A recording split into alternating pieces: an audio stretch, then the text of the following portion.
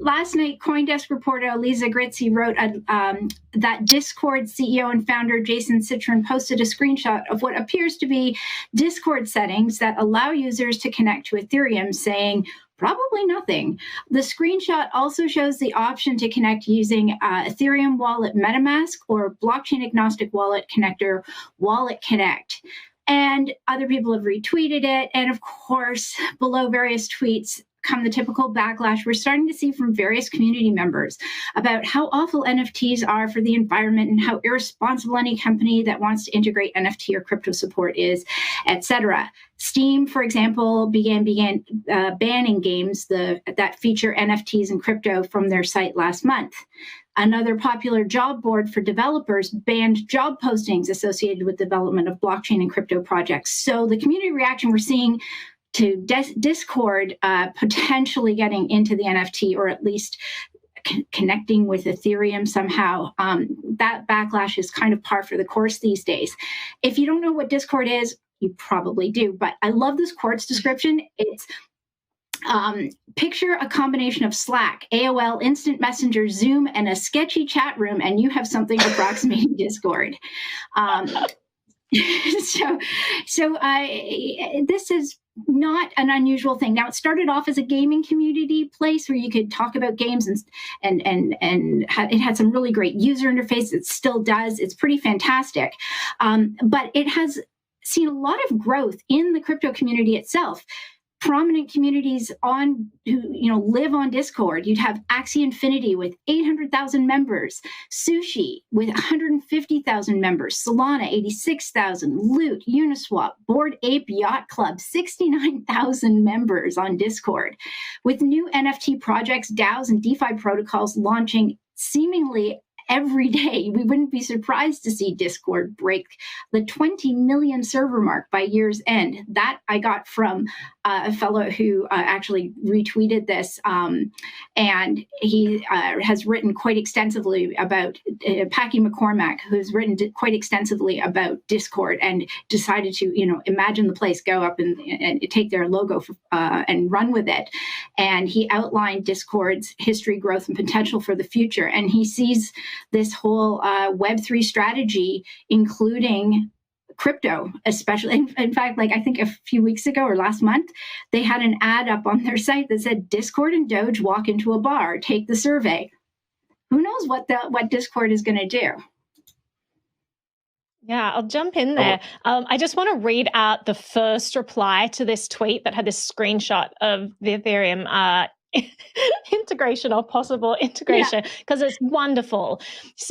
This person says, man, can't wait to tell my friends that Discord is encouraging pyramid schemes at grand cost to the environment and persuading them to cancel their Nitro subscriptions and use competing platforms. Thanks for the heads up. It's like people are so far removed from what this decentralization of trust has enabled. It's fascinating. And so many people are just lapping up mainstream narrative from years ago still.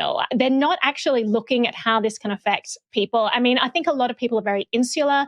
They're looking at their situation where they're fine to pay using their US dollars and with their Visa card. And it doesn't occur to them that things might be different in other countries. Also, it doesn't occur to them to think beyond, what we understand as digital assets today and how you can eliminate the need for corrupt middlemen in governments, states where you have these corrupt governments in charge of handing out licenses and all kinds of things like land titles. When you could potentially have these as digital assets on a blockchain, it can actually get rid of a lot of headache. Now we're moving into this NFT world. Again, we're re-envisioning what digital assets are in an era when everything is moving digital. The fact that people can't see beyond their nose is always shocking to me, but it shouldn't surprise me, but it always does. I mean, this takes this that has so many likes and retweets. It baffles me. Y'all need to catch up, do some research. Yeah. This is craziness that you're saying. I'm going to throw it to George. I actually do have a small point. I have a small point, and they're not long. So anecdotally, the gamers I know are altcoin or shitcoin peddlers anyway. So I'm surprised that there's backlash. Don't use that word on this show. Don't use that word on that show. I will. I will freak out. You can use it with me though.